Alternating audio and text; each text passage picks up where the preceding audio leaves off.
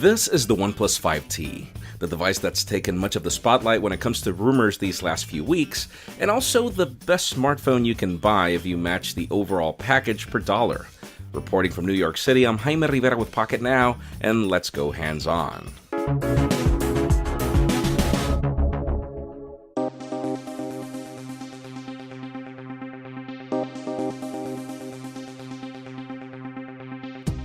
Now, you know me, I love unboxings, and the care package the company has sent us includes a fancy new box.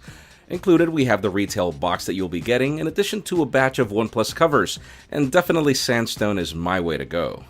The device packaging includes the standard new smartphone, a case tucked into the literature packaging, and the company's famous dash charging plug and USB-C cable. Now, the OnePlus 5T is definitely a refresh to the OnePlus 5, but not in the way of the OnePlus 3 and OnePlus 3T. That was mostly a spec bump, where this is mostly about looks and features.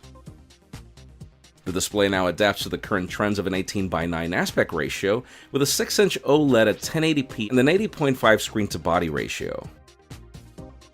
This has required the full adoption of software navigation buttons that you can fully customize, and the placement of the ceramic-made fingerprint scanner at the back.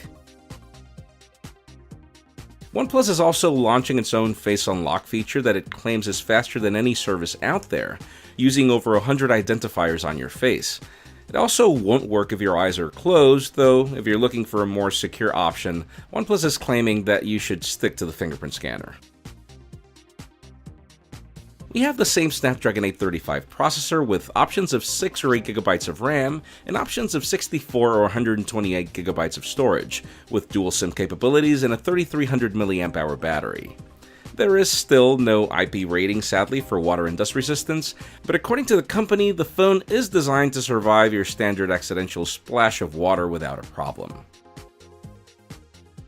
Powering the show, we have Oxygen OS version 4.7 that is as snappy, fluid, and customizable as ever. It includes a few new features, with my favorite being parallel apps, that allows the duplication of certain social media services to help you log on with more than one account.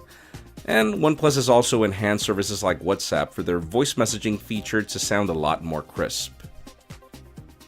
Now, probably the most interesting update is to the camera. Instead of the usual telephoto, monochrome, or wide-angle secondary sensor, both cameras are RGB with the same focal length at 27mm. One with 16 megapixels at f1.7 aperture and 1.12 microns, the other with 20 megapixels at f1.7 aperture and with standard microns, so yeah, we do have different sensors here. OnePlus claims that this will provide more fluid zoom through software, in addition to a better portrait mode, and all without being affected by low light, which is the usual problem with other competitors. And then yes, the selfie cameras of 16 megapixels at f2 aperture.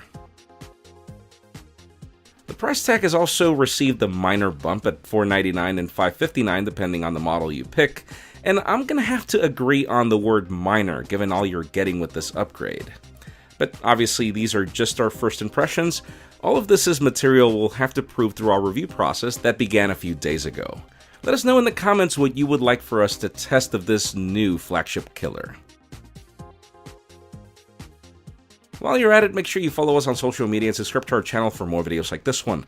The top card will take you to our OnePlus 5 review, and the bottom to our impressions of the iPhone X. You can also follow me on Twitter, Jaime_Rivera, or on Instagram at Jaime Rivera. Please give this video a thumbs up if you like what you saw. I am Jaime Rivera. Thanks so much for watching. We'll see you on the next one.